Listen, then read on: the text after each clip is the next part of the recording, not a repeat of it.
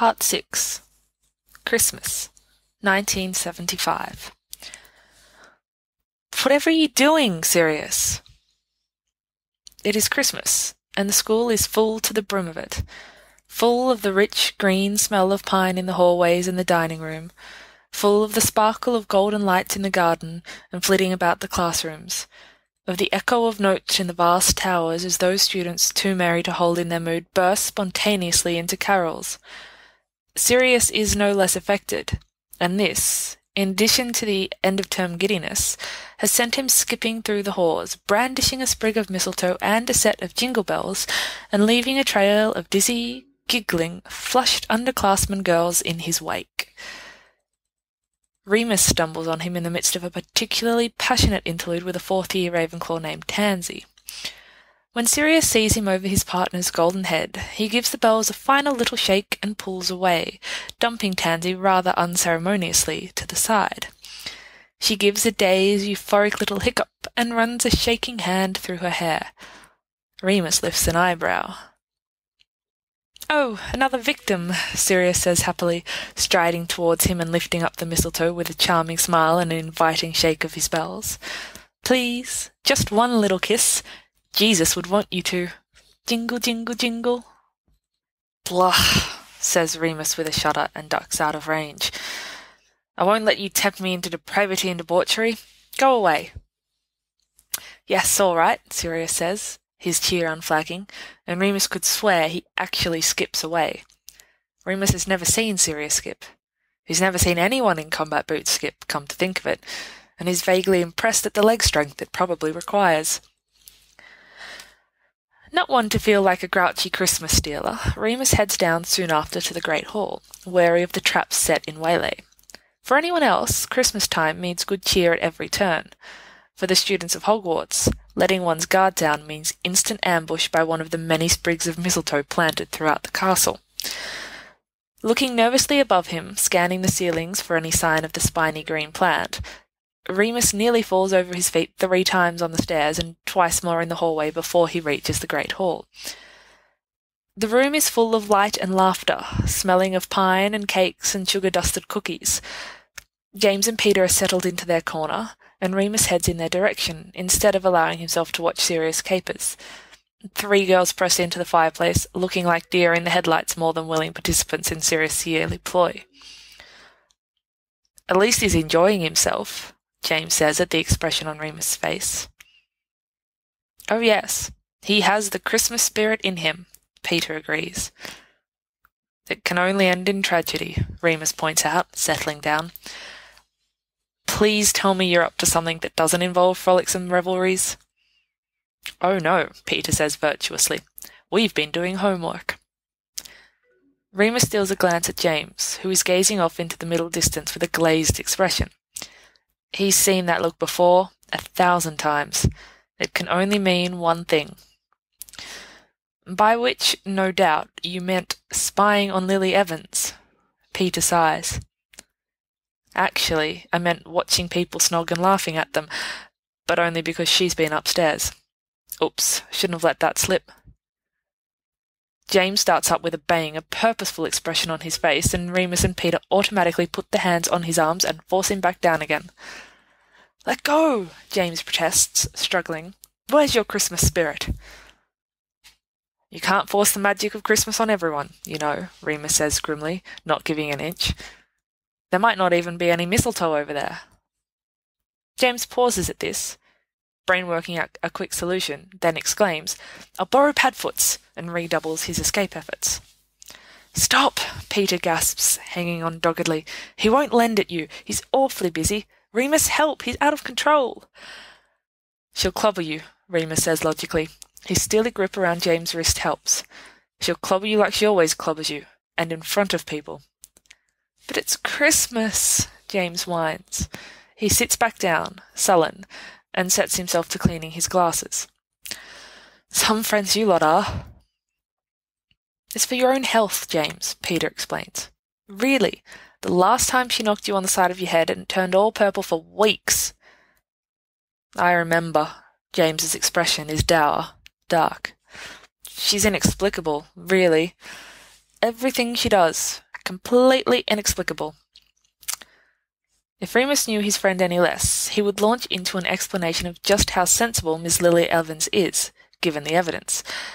But being sensible himself, he gives James an awkward pat on the back instead. "Who knows," he says. "It's Christmas. She might be feeling charitable." No, that didn't come out right. What I meant is, there's mistletoe everywhere, and you're caught underneath it, and there's a very good chance you might be, then, well, there's luck for you. Luck provides.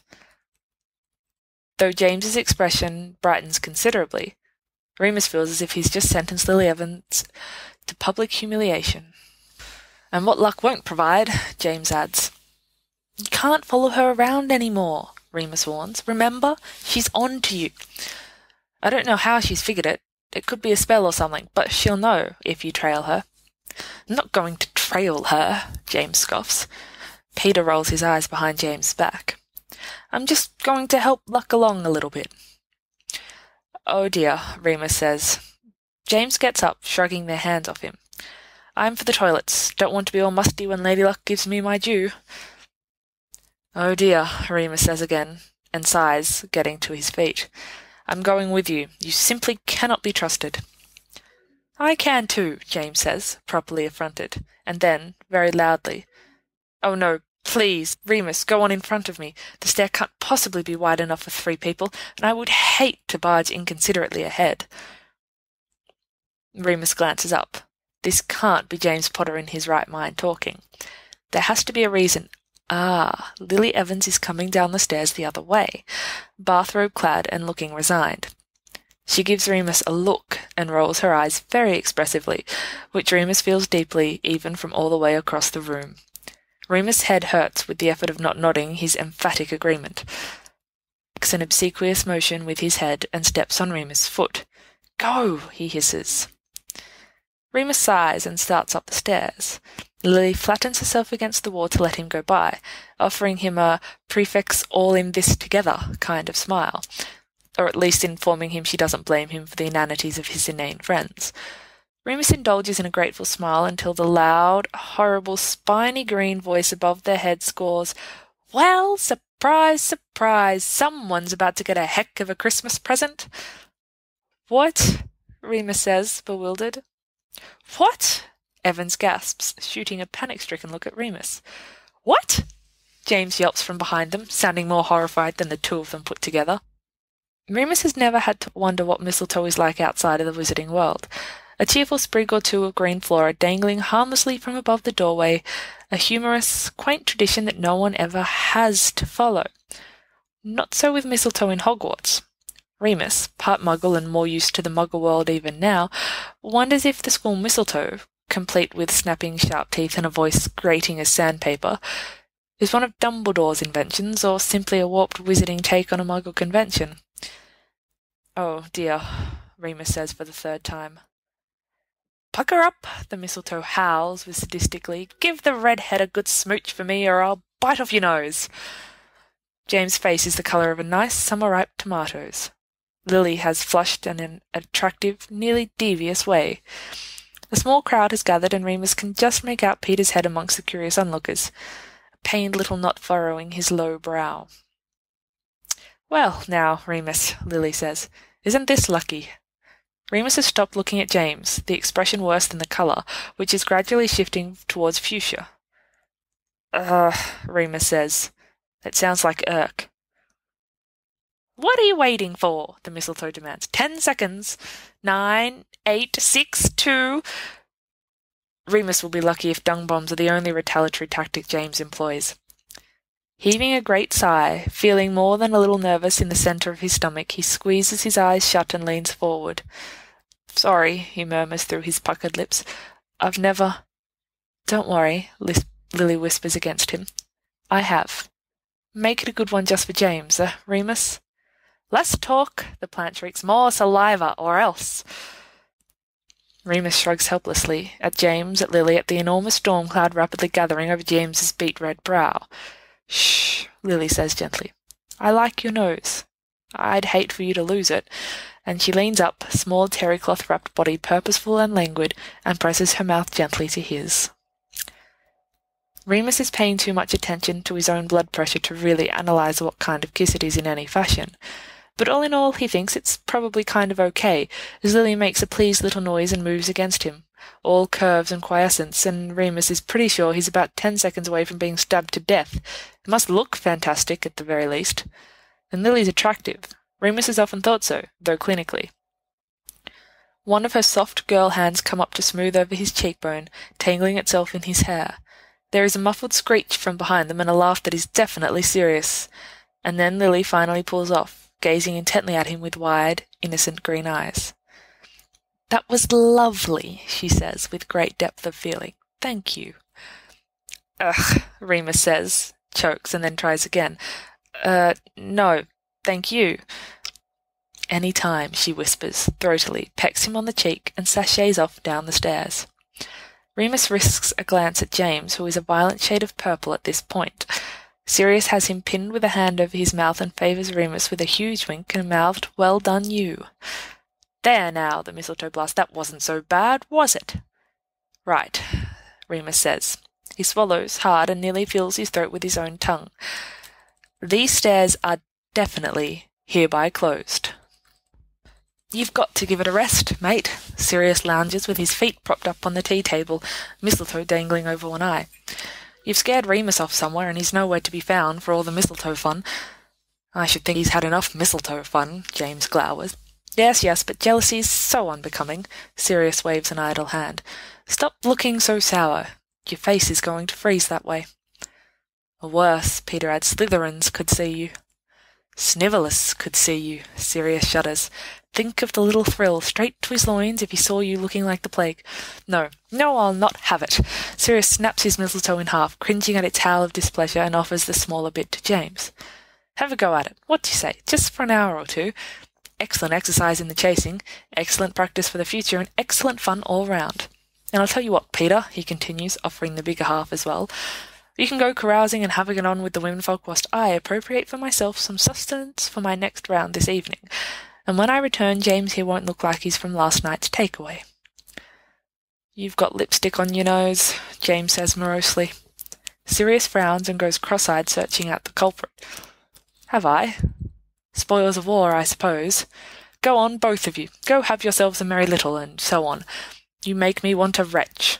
With one last lecherous wink, he skips out of the room, singing "God Rest Ye Merry Gryffindors" in disgustingly cheerful tones. "I hate him," James says moodily, watching Sirius plant an unsolicited smack atop the head of Frank Longbottom as he departs.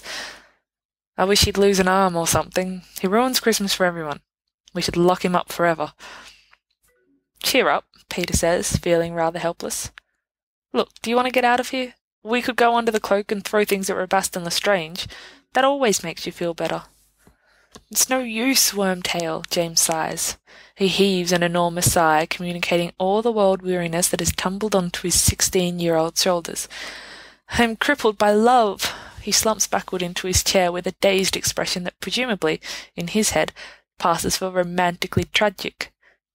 Peter wonders if love is always supposed to look like it's been smashed over the head with a history of magic textbook. Probably not. "Betrayed as well," James adds. "Crippled and betrayed." "I think we should go. James, we should go do something. Anything. You can't sit around here and sulk forever." "I want to die, Petey. Why can't you just let me die?" "Bother," Peter says. "The situation is becoming desperate." "It isn't that awful. Come on." Instead of taking every no for an answer, he grabs James' limp hand and tries to tug him out of his chair. James resists with a tragic little moan. Peter pulls. James yanks back, when, all of a sudden, as a result of the fray, their fists knock together, each one clutching half a sprig of mistletoe. "Oh, ho, ho, ho, ho!" Peter freezes.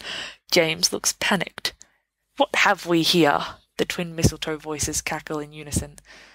"Deck the halls with boughs of holly," James's shrieks. "Fa la la la la la, kiss him now."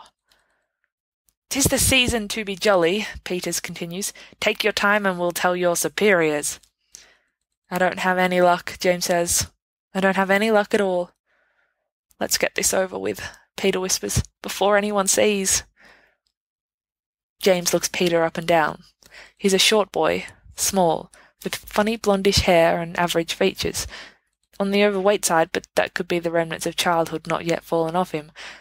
James rarely ever gets any good looks at him at all, just knows him by his presence and takes him, as he sometimes takes all his friends, for granted, knowing he'll turn around and find one of them nearby, knowing they'll be there to eat every meal with, knowing he can look down from the whip of wind during a Quidditch match and see their tiny faces rooting for him, but not ever needing to look at them for all he knows them. It's comforting to feel them more than see them. It's disorienting to face Peter now and wonder how the devil you go about kissing one of your mates, one of your male mates. 1, 2, 3, James says. The kiss is quick and clumsy and a little wet. Blech, Peter says, making a big show of it. Ugh, gross.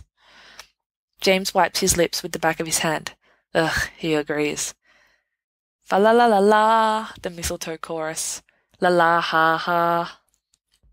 Sirius careens down the hall in a jingling half-jog, filled to bursting with that peculiar, overwhelming Christmas joy. Some combination of cinnamon and pine smells, and lights, and music with bells in and the strains of choirs. He loves it. Sometimes he wakes up in October full of music thinking about it. The shrieks of the mistletoe echoing down the hallways. Well, thinks Sirius, there's not enough love in this world. People should really just suck it up and do the deed. Kissing, how bad can it be? He winks at a passing third-year Hufflepuff who cowers against the wall. Sweet girl, what's name? The door to the kitchen is slightly open when he skids up to it, a pink house elf just climbing out. She eyes him warily. Mr. Black is hungry now. Mr. Black, Sirius assures her, is always hungry, Dinky. What have you got to spare? Before she can answer, he squeezes by her and into the rumbling kitchen, rubbing his hands together joyfully as the wash of smells hits. Christmas! Was its charm limitless? The kitchens, and their host of tiny guardians, stand no chance against him. Thoroughly supplied with pastries, sweets, fruit, and something under his cloak that, Sirius acknowledges to himself, may have been slightly overkill, he heads back out into the hallway, humming little carol snatches to himself and watching the snow drift down by huge windows. He skips around a corner and, head fully immersed in the holiday spirit, directly into someone, says oof and tumbles over.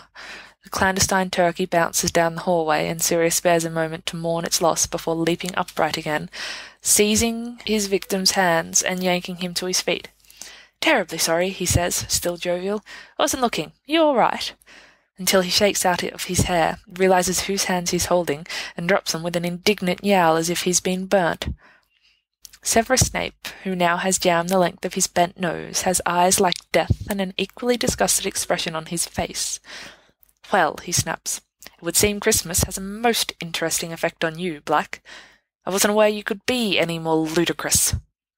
Sirius recognizes in Snape's voice the pure-blood bite, the wealthy sneer, the self-important erudition. It makes his heart hammer in his ears and his fists clench without thinking.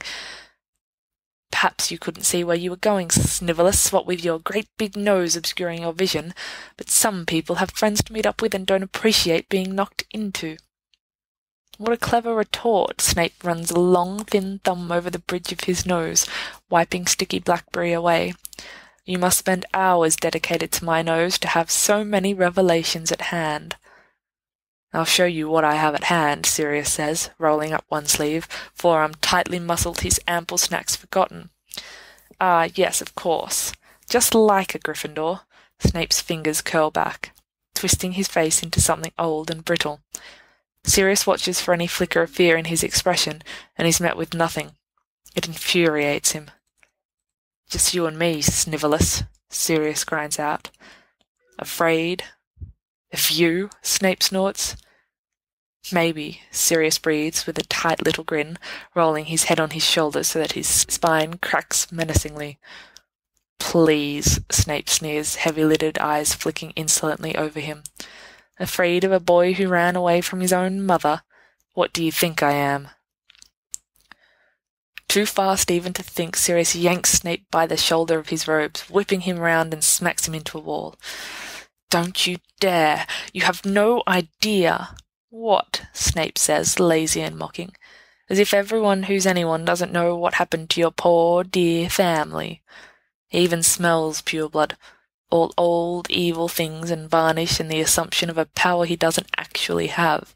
And there's nothing Sirius wants more than to just make him pure bleed all over the floor. A bar of chocolate bounces ridiculously out of his robes and onto the flagstones. Mooney would let it go. "You're pathetic," Sirius snapped scornfully. He pushes Snape against the wall again, for good measure, before contemptuously releasing him. "Go snog Lucius Malfoy somewhere. You seem to like that. The arse bit, anyway." He turns his back on Snape, determined to find another way through the castle. "Right," comes the languorous nasal drawl from behind him. "And since we're on the subject of snogging, I'll just let you go back to that pathetic little half-breed disgusting animal that you call a friend." He cuts off as Sirius whirls and launches himself at him, fist raised, slamming them both around the corner with the force of his tackle. As Sirius lifts one fist high and a scratching, demanding voice from just above them screams, "You just can't contain yourselves for 1 minute, can you? Honestly, youthful hormones." "Oh God," Sirius whispers, feeling all the blood drain from his body. "Oh God," Snape says in a voice like the knell of doom. "This cannot be happening." "It's not happening," Sirius says, very quietly. "This is not happening. Back away. Just back away from it. Don't let it know you can hear it talking." "You must think I'm stupid. Hands where I can see them or I'll have your eyes out." "I would rather be sterilized," Snape says, "with a spoon." "I'd rather sterilize you," Sirius says, "without the spoon." They lift their heads in comic unison, craning their necks to see the mistletoe glinting hidden in the curve of the archway above them. It grins down at them, baring its teeth. "What's the matter, boys?" it demands. "Lost your appetite?" "I'm going to be ill," Snape says. "This is unthinkable." "It's unsanitary is what it is," Sirius wavers, still wanting to punch Snape's lights out, still wanting to smash his head onto the floor. But the anger is slowly eclipsed by the overwhelming disgust welling up in little waves from the centre of his belly. "I don't know where the hell your lips have been, Snivellus, but I'm sure it's got something to do with eye of Toad and tail of Newt." "Very funny, Black." Snape tries to struggle free, but Sirius shoves him back onto the stone floor, hard, and pins him there with the flat of his palm. "I thought the plan was to flee." "No escape, no escape," the mistletoe howls. "None, none! Headmaster! Headmaster!" "I'm not kissing you," Sirius says. "I'm not. I refuse." "Am I supposed to be disappointed?" Snape asks. "Shut up," Sirius snaps. A few house elves from the kitchen, startled by all the noise, are peering at them from around the corner. You can hear steps coming down the stairs, too fast to be Dumbledore's, which means people he has to sit with in class are going to be privy to this. Sirius doesn't hate Christmas. Not even this dreadful turn can make Sirius hate Christmas. But he does hate mistletoe. His hate is boundless as the dawn. "Maybe we could trick it," he says, feeling the desperation clawing at his throat. "Maybe I could punch you, right, and you could make a smacking noise. It hasn't got eyes, has it?" "I know everything. Fa-la-la-la-la-la-la, do as I say or I'll have your legs off." "I'm not doing this," Sirius says, closing his eyes and praying for a Christmas miracle. "I would rather be killed." "That could be arranged," Snape hisses, "if you don't do something." "Yeah," says a voice from the rapidly gathering crowd. It sounds suspiciously like Ted Tonks, a man Sirius once considered a friend and a brother, and now will sadly have to murder, along with everyone else in Hogwarts. "Do something, you know what I mean." The crowd, where did these people come from? Don't they have classes? Don't they have lives? Titters wildly, in one collective bout of tittering. Sirius' hate is still boundless. "Right," Sirius says, hating a world that makes it appropriate for him to speak to Severus Snape in a conspiratorial whisper.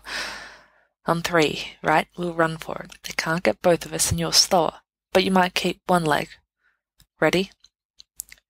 "Well, well," says a jolly voice, as sparkling and full of holiday cheer as St. Nick himself. "Are we organising some inter-house reconciliation for the holidays? Marvellous instincts, boys. Very mature." Sirius considers, not for the first time, the option of death. He turns to look over his shoulder to make sure it isn't just the fumes of Severus's body giving him hallucinations. No such luck. Albus Dumbledore, arms folded behind his back, eyes forever twinkling, stands over them, casting a pointy shadow across the threshold in which Sirius and Snape have sprawled. "But what are you boys doing lying down? It's only a kiss," Dumbledore continues. Infuriating, insane old man, Sirius thinks, with his twinkling eyes and his sparkling voice, watching them, trapping them, and waiting for them to do the right thing. Sirius wants to be ill. He wants to be ill all over Severus Snape's face.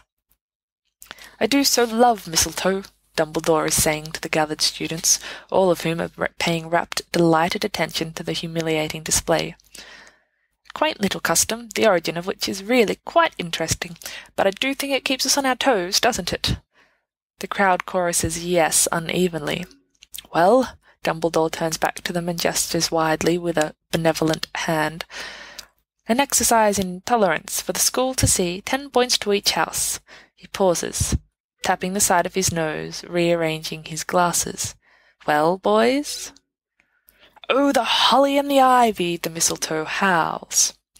Sirius drags himself to his feet, weighted from the centre of him downward.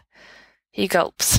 He watches Snape straighten, sunless face sharply angled away from Sirius' line of vision, dusting himself off. Sirius rubs the back of his head. "This is it, Black," he thinks. "Time to make a break for it. Time to grab your trunk and your bike and head for the hills. You could be an outlaw or a pirate or tend a pub or something, and you'll never have to kiss Snivellus except in the nightmares you will still have of this day." "Go on!" someone shouts from way back in the crowd. "James?" Sirius blinks, incredulous. "Damn it all," Severus snarls. He doesn't even give Sirius the triumph of bravery. He doesn't even give Sirius the barest fragment of dignity left in initiating the kiss, the ultimate mortification. He grabs Sirius' face with his spindly, spidery fingers and jerks him close, lips tasting like lunch, kiss perfunctory and clinical in its intimacy, like a doctor's appointment. Their enormous audience bursts into applause. Sirius says miserably, pawing at his mouth. "I will never be clean again," Snape says. There's little triumph in his hollow, dead voice. They accidentally lock eyes, accusatory, hateful, repulsed. Both twitch, shudder, and stare determinedly in opposite directions. "Very good, boys, very good," Dumbledore says blissfully, and Sirius entertains a brief fantasy in which he is strangled by his own beard. "Happy Christmas to all, and to all a good night. Ho, ho, ho!" His belly under his robes quivers like a bowl full of evil. Sirius shuts his eyes and enters a brief, nightmarish trance. When he opens them again, Snape and Dumbledore are gone, though they will remain burned on his memory for ever and ever and ever and ever until death claims him at last. "Brongs," he croaks. "Memory charm. Please, I'll pay you good money. Please, please make this never happened." "How was it, Patfoot?" says James. "Did he push your buttons? Was it greasy?" Sirius eyes him blearily. "And we thought ours was bad," Peter says. James elbows him hard in the stomach. "Your what?" Remus asks, peering out from behind them. "Our nothing," James says. "Nothing," Peter echoes, nodding emphatically. "Our nothing at all." "Oh God," Sirius sinks to the floor. "Am I dying? Am I dead? The inside of my mouth feels like I'm dying. Moony, quick, take my temperature. Did he poison me? Do I have a fever? What's happening? Where? I can't see." "Sirius," Remus says, "you're hysterical." He kneels down beside him anyway, obligingly, and touches the back of his hand to Sirius's forehead. "Well," he diagnoses, "I think you'll live." "But who calls that living?" Sirius groans. "Hold me." "Get up, Sirius," Remus says. "Come on, up, up. We'll get through this. There's Christmas pudding with dinner, you know." "You're trying to distract me," Sirius' eyes narrow. "You're trying to tempt me away from my dungeon of pain and Snivellus germs with talk of food I can never again enjoy because my lips are forever burned into mine." "There's Christmas pudding," Remus repeats. "I do like Christmas pudding," Sirius admits. "That's right," James says, feeling very generous with his consolation now that Sirius has worse luck than he can ever claim. There. How many people were there?" Sirius stares from one to the other, to the next of his friends, head lolling weakly. God damn it, men just hit me with the truth. You can't handle the truth, James says with painful honesty. That bad? Sirius whimpers. That bad, Remus says, and then, kindly, chocolate? He isn't still mad at me, Remus ventures from behind his book. Is he? James hasn't been around all evening, since dinner, and was terse all during their meal. Of course, the food had been spectacular and no one had been talking as much as they could, given the option of eating as much as they could, but the paranoia creeps in and out of Remus' awareness like a cold. He rubs idly beneath his nose, searching Sirius' distraction for some sign of recognition. Sirius? Hello? Sirius? What? Sirius blinks, jumping nervously, and then relaxes with a long, pained sigh. It was on the lips, Moony, he mutters. Do you have any idea how disgusting... Oh, you asked a question. What was it again? Never mind, Remus says. It doesn't matter. No, don't do that, Sirius pulls a frown. Tell me. It's Remus' turn to sigh. I just wanted to know if James is very mad, he says quietly. That's all. What, James, about... Oh, about that. No, well, he'll get over it anyhow. He and Peter took my mistletoe, do you know. They're off causing chaos amongst the masses, no doubt. Told them they could keep it. I hate mistletoe. Remus murmurs. It was horrible, Sirius insists. It was like... No, it was worse. It was worse than kissing a dead rat, worse than kissing a dead fish. Touched me all over, the smelly, unclean git. I can still feel his hands on me, you know. I suppose that's what they mean, being touched by death. It sounds terrible, Remus says. They walk in silence for a minute, and then Sirius jumps again, more violently this time. Remus jumps as well, but out of startlement. For a long, trembling second, Sirius stands in total stillness, forcing Remus to keep still as well. Finally, he relaxes. Oh God, Moony, I thought I heard him. Snape. Dumbledore, Sirius says. He shudders, all twitchy in the corner of his eye. You don't understand, Moony. I'll never be able to look that man in the eye again. Right, Remus says. Oh, here, Sirius, rough as always, but affectionate and sincere. Look, don't worry about it, James. He's not really mad. Jealous, yeah, I'll grant you the man's jealous. But he's not really angry. It wasn't your fault, God. It wasn't any of our fault. He goes slightly bug-eyed, remembering again. I know, Remus says, and sighs. It's just that I worry. He really does like her, you know, and I didn't exactly say no. You always worry, Sirius replies, and slopes his long arm around Remus' shoulders, shoving their foreheads together gently. He still likes you. He's just going to ask you a lot of awkward questions about were her lips soft or chapped, that kind of thing, and you're going to have to figure out a way to put it out of your mind. Ugh, Remus says. I shudder to think what he'll do with that knowledge. I suggest you don't think about it at all, Sirius offers. You and I can do that together. We can both spend our time not thinking about things. His left eye twitches again. It's beginning to grow worrisome. Don't, Remus interrupts quickly. La la la, think of elephants, sing a song of sixpence, how much wood could a woodchuck chuck, etc. You're a good friend, Moony, but it's too late, Sirius says. His voice echoes hollowly within his throat. Still, it's a kind thought, but sixpence and woodchucks just aren't enough. Not all the, what was it, perfumes of Arabia can get this filth off me. Something like that, yes. They turn to swing round a corner when suddenly Sirius slams a hand into Remus' chest and Remus stumbles backward, tripping over his own robes. What? He starts. Sirius, holding him up by the sleeve, slowly, silently points upward. Above them it dangles, teeth glinting in the candlelit hall.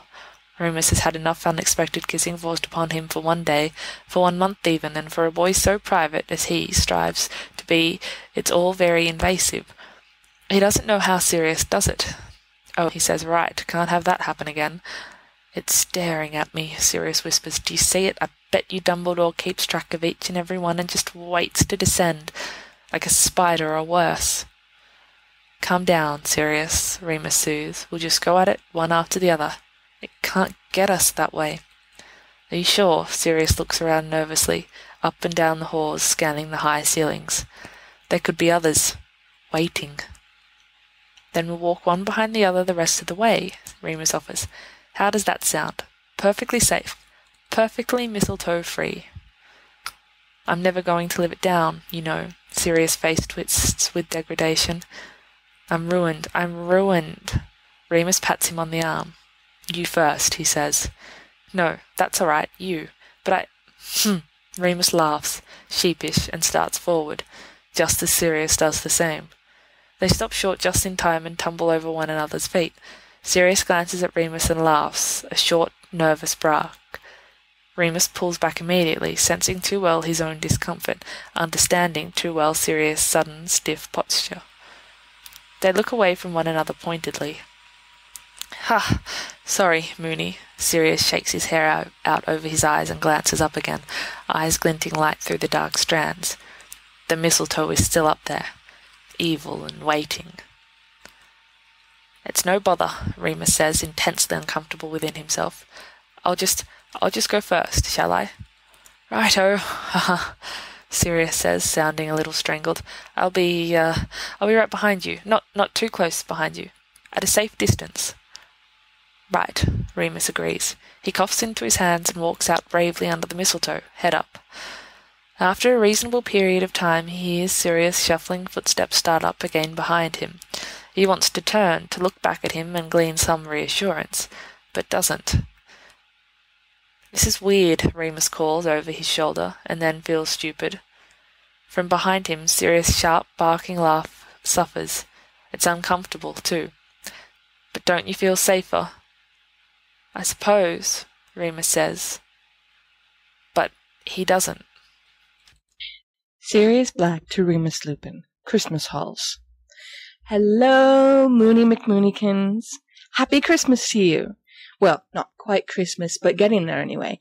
You can imagine the tower is a grim, dank prison without all the marauders in it, but there are advantages. For example, I am currently devouring a turkey breast with my bare hands. That's what all the smudges are around the corners. Barbaric and delicious. Food never tastes so good as when you hunt it down yourself. Down with cutlery! As you can tell, I am having a perfectly brilliant time here, thank you. I don't need any of you to be happy. I've mapped out all the passages we know on that big mock-up of James's, and I spend most of my days going around tapping the walls to see if I can find any new ones. No luck so far, but there's loads of wall left. This is a great sodding castle, after all. This is a short letter, because I am near out of parchment. Send me good presents, or I will curse you and all your descendants. Paddlebrains. Remus Lupin to Sirius Black. Christmas Holidays. Prompt response. Padfoot. Case of the House Elves. It would seem you are holding up indefatigably, which is good to know. Hopefully you are not eating too much Christmas pudding, and by too much, I mean save some for Dumbledore, or who knows, the mistletoe might eat you in your sleep. He no doubt has an army of mistletoe at his very fingertips. Look out behind you. Your letter was very smelly of grease and rosemary when it arrived, but I have attempted a cleaning spell on it and it will serve for the records. In any case, I have written up a list of suggestions for places to check and enclosed them in the letter. There are a few wrong turns in the dungeons, by the way, and a certain tunnel which forks into 3 separate and equally dank passageways. When your research brings you there, make sure you do not take the right one or the one in the middle, as, with the first, you will find yourself in an enormous storeroom full of eyeballs, whereas, with the second, you will find yourself falling into a pit of what I can only assume are eyeballs, as they are very round, have quite a good deal of slime, and certainly go squish when applied with pressure. You wonder how I am so well acquainted with the dungeons? And I have to remind you, remedial potions, most unpleasant, being a second-year Moony and attempting to navigate the dungeons all by oneself. Christmas here is busy as it always is. A few of Mum's aunts are coming over, and they all very disapproving of, well, everything, picking at the furniture and making comments behind their hands about the small upstairs, and Dad wanders around looking angry all the time, so I really do wish Christmas were over already, and we might get back to research again. Stop eating so much Christmas pudding. It will ruin your figure. Remus Lupin. Case of the Holiday Rush. Sirius Black to Remus Lupin. Christmas Halls. Prompter response. Moony, surrounded by great aunts. No wonder you're such a disaster. You were scarred as a child by pits full of slithery eyeballs. If only you'd warned me about the pit day earlier, but alas, we are now linked by trauma. I thought they were skinned plums. If I hadn't had all that pudding in me, I might have eaten one or several. So you see, again, I am saved by pudding. I can't help it if it does ruin my figure. It has rescued me from eyeballs. By the time you get back, I will be pleasantly rotund. You can use me as a balloon, or kick me around the common room for your twisted amusement. I can hardly stand to look at myself in the mirror. It's tragic to see such beauty fade, really. All in all, it's probably a good thing that I never want to kiss anyone ever again, as no one will ever kiss me now that I'm hideously fat. Other than that, the list has been very helpful. I've been asking the portraits, too. They're really terribly solicitous if you butter them up, and they'll talk to the statues for you. Apparently there's a trick to one behind Gregory the Smarmy, but I don't like how he eyes me, so I've not really explored it. I've found some weird rooms, though. They're brilliant. I'd never have known they were here. One of them I went into, and I swear it was the Mooney Room. There were all these books in there, and records, and jumpers, and things. I've not been able to find it since, though. And there's a horrible, scary one up the Hufflepuff wing. It's all black, and the walls are pointy, and as soon as you go in, they start to close. That one is the Room of Doom, and I've put it up with an X. I nearly lost my life. I can't think what good a smashy room does anyone. On the other hand, if I'd known about it that time that Snape, well, you know, then I might have put it to good use. That's the news from Hogwarts. I'm sorry you're having a busy Christmas. I know you like the quiet. But you can put your head in a blanket. I remember your mum's aunts from 3rd year. Is that one there who yelled at me? Prudence or something? You should give her a great big kiss from me. Prongs' mum has sent me 3 tins of biscuits and a towel with my name on. What am I to do with all this opulence? Padfoot, surrounded by house elves.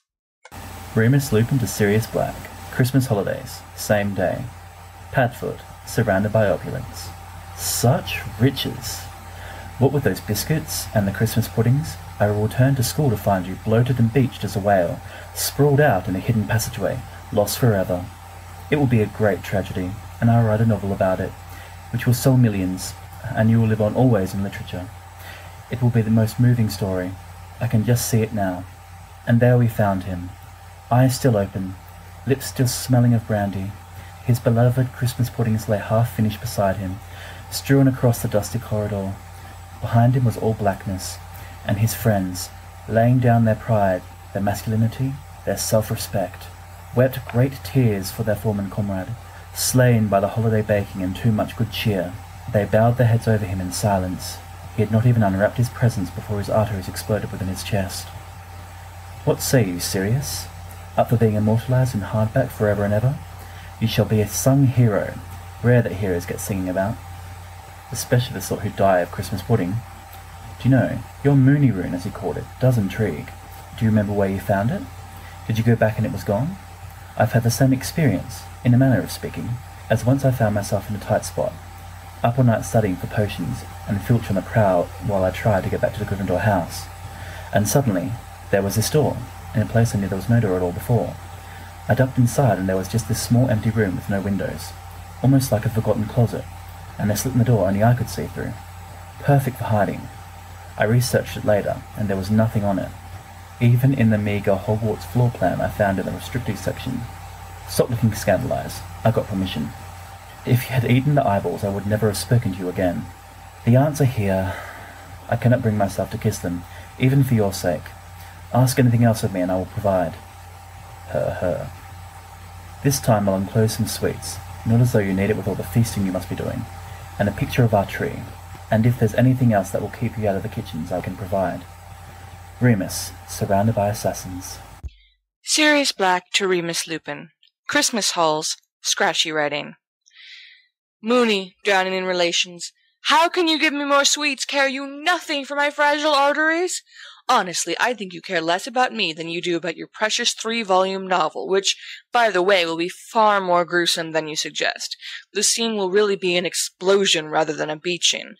Anyway, if you really loved me, you would not write a novel about my death. No, it would be an epic poem, and you would have to pass it down by the spoken word only. So perished Sirius of the shaggy hair, breaker of motorbikes. I would be the Achilles of gluttons, and all would mourn me down through the generations of man. You know, I honestly can't remember where that room was. I was sort of wandering aimlessly about 2 days after you lot left, thinking dark thoughts, and then there was this door at the end of the hallway. I was in a bleak mood anyway, as Peeves had just hit me with a current, and I wasn't paying attention, I suppose. How do you suppose we map vanishing rooms? They won't map themselves. And what good is a room full of jumpers? It was all right for me, since all I wanted to do was sort of curl up and not be... I don't know. Anyway, it was all right for me, but I can't think what most people would do with a room like that. Moony, Moony, Moony, I am shocked at you. Shocked. A prefect wandering into the restricted section. You'll be stripped of your badge, young man, paraded through the streets as a warning to all rebellious prefects. You didn't happen to steal their copy of the Garden of Golden Delights, did you? Because someone did. I snuck in for my annual perusal, only to find it missing. No one's allowed to check it out, so either we have thieves and perverts in our midst, or Madam Pince must truly have hidden depths. Oh God, I cannot believe I just said that, let alone had those thoughts get out of my head. Oh! Well, I must go eat more to forget. I'm sorry about your aunts. There's not much shopping to do around here. Most of the shops are closed since everyone's home with their families, but I've got you something anyway. It's not much, but I didn't know if you'd read him, and it seemed like your sort of thing. Do you like Kipling? Don't say, I don't know, I've never kippled, because that would not be funny at all. I like him. He's all wild beasts and mad Englishmen. Anyway, even if you don't like it, don't drop it in a lake. I shall be displeased. Also, there's chocolate, of course, you glutton. Sirius, smothered in lard. Remus Lupin to Sirius Black. Christmas Holidays. Written while hidden in the bathroom. Padfoot. Ruined by calories. I only thought you might like them. It was all we had about. That's gratitude for you. Try to bring a friend into the Christmas festivities. Well, Christmas nightmare hereabouts is more aptly phrased. And what does he do? He tells you it's your fault. He's going to die young from some sort of heart explosion after all the stress he's been putting the poor thing on. Not thinking about the future, only thinking about drowning his sorrows in soggy desserts. Never again will there be sweets for you. They rot your teeth anyway. So my mum says, and constantly, just because I found where she keeps the chocolate, and keep eating it so as not to have to listen to Aunt Prudence quote poetry incorrectly and having to stay quiet while Mum glares at me so as not to correct her. It is a torment. I am very polite, though. They at least think I'm a perfect picture of a little gentleman. I want to bite them, which is rude and very improper. So was lost our great hero, not with a bang but with a whimper. But also with a bang, yes, daring to eat. Too many puddings and all alone was he. On the day the butter claimed him. Or perhaps I'll do rhyming couplets. Iambic pentameter gives such excellent epic structure. He paused to touch the pudding to his lips, with all that pudding spread across his hips, and smelled of brandy through and through, whilst all his innards felt like glue. When we returned when Christmas halls were over, we found him large and wide as Dover. Yet stirred he not upon the floor. His Christmas pudding days were over. In any case, I am bound to become a poet laureate any day now. Let me move on to other things, such as that room. I think I've developed a theory, so bear with me a moment. What if, just say, what if, the room is there only when you need it? Sort of a room of requirement in a sense. That sort of magic is nearly impossible. I can't fathom how it's done.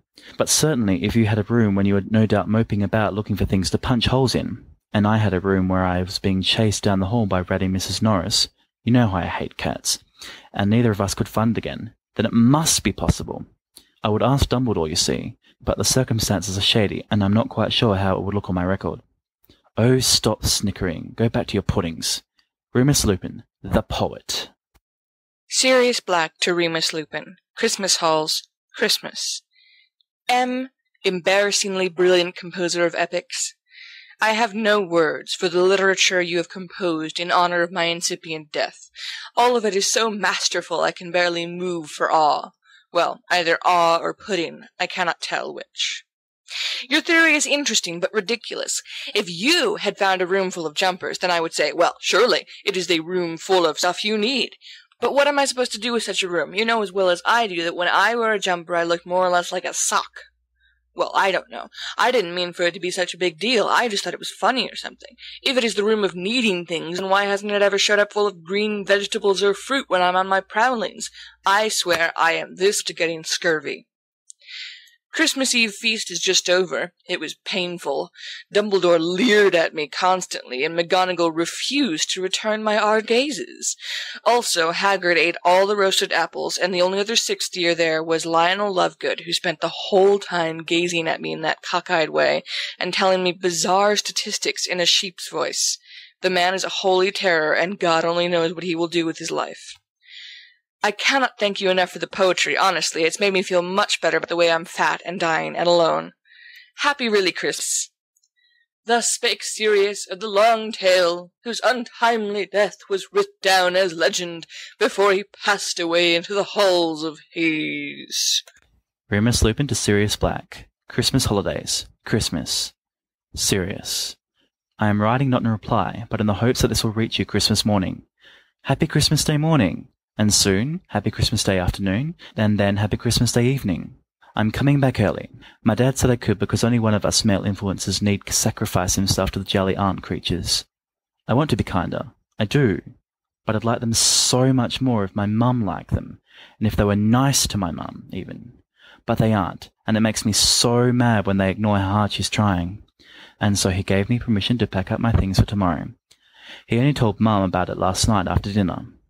There wasn't even any yelling. She seemed all right with it, just sad at the mouth.